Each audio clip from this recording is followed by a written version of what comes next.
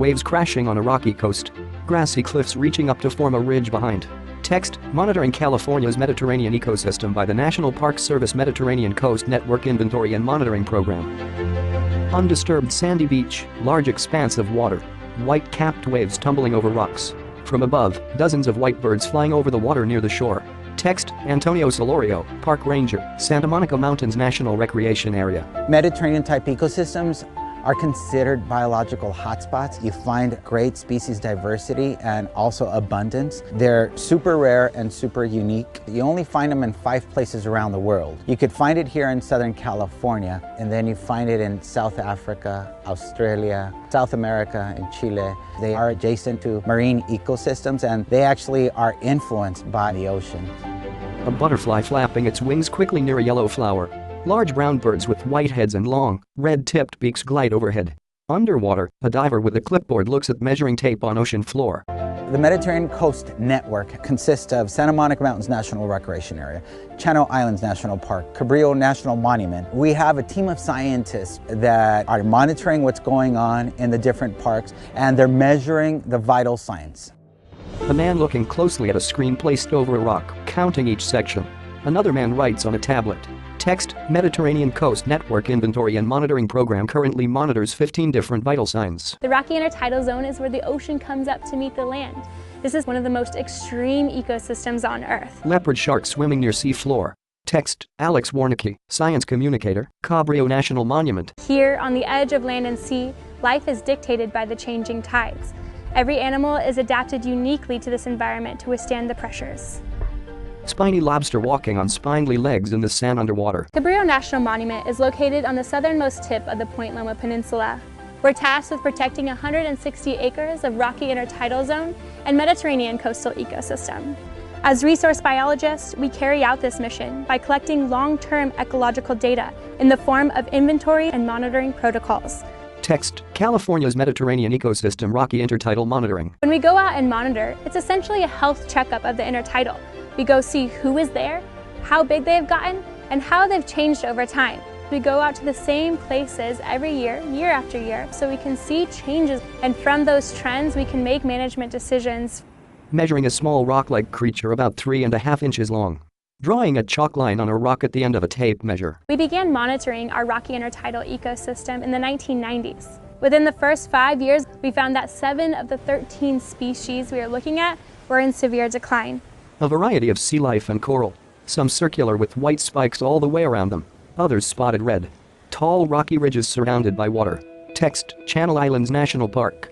Kelly Moore, marine ecologist, Channel Islands National Park. I think one of the most amazing things about Channel Islands National Park is that half of the park is underwater. Fish and stingray swimming past tall green plants in hazy blue-green water. Text, California's Mediterranean Ecosystem Monitoring KELP Forest. The Channel Islands National Park KELP Forest Monitoring Program was established in 1982.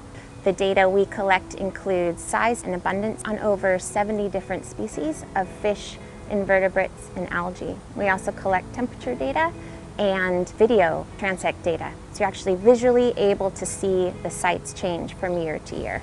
Diver with clipboard examining kelp within a white frame. One of the biggest threats is overfishing. So it's a real threat to the sustainability of the species that live here. And in 2003, the data collected by the KELP Forest Monitoring Program was essential in establishing a network of marine reserves by the state of California and help set aside a refuge for these species. So they're protected from fishing. There are no-take zones.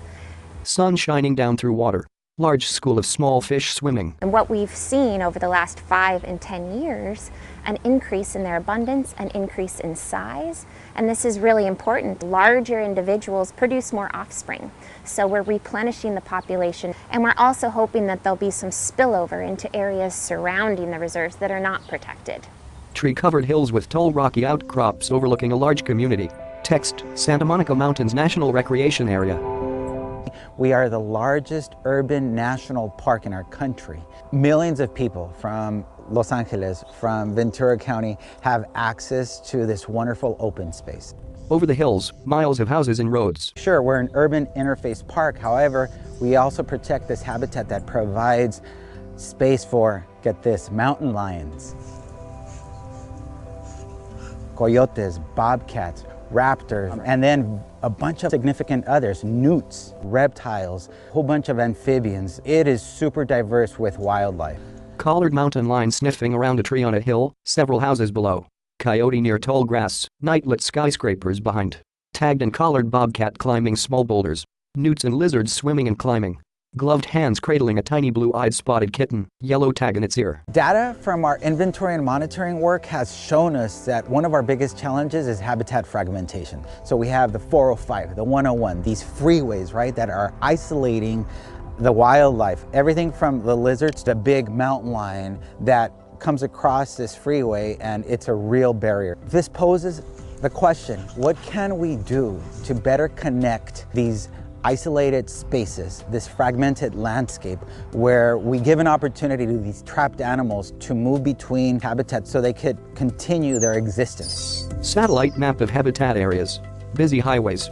Mountain lion cubs P48 and P49 in a bush. Adult mountain lion walking straight up to camera and sniffing it. Night vision footage of mountain lion licking the heads of the cubs. A fox sticking its head up over tall brown foliage. Text, California's Mediterranean Ecosystem Monitoring Island Fox. Russell Gallipo, Superintendent, Channel Islands National Park. When this park decided that one of its vital signs was to manage the island fox, to look at the top dog on the island and see what was its health. And they started inventorying, monitoring program on that particular species, and what they learned in a very short period of time, that fox was on the decline. Small red and brown fox running through brush. What are we going to do? Are we going to lose a species that exists only on the Channel Islands that will be gone forever? Or are we going to intervene? And it was inventory and monitoring that told us you had to do something. The flag went up saying something was broken. And I am proud to tell you today, after monitoring of that particular species, it led to captive breeding of that species. It resulted in the reestablishment of bald eagles on the Channel Islands. Putting that whole package together, we went from an endangered species, the island fox in 2004, to being the fastest recovery of a mammal in the history of the Endangered Species Act, removed from the Endangered Species Act in 2016. All foxes are back in the wild and they're doing well. Fuzzy eaglet in a large nest on a rocky ledge. A tall bald eagle with an orange 26 tag perched nearby. Light brown cliffs meet white waves, wide-winged birds flying.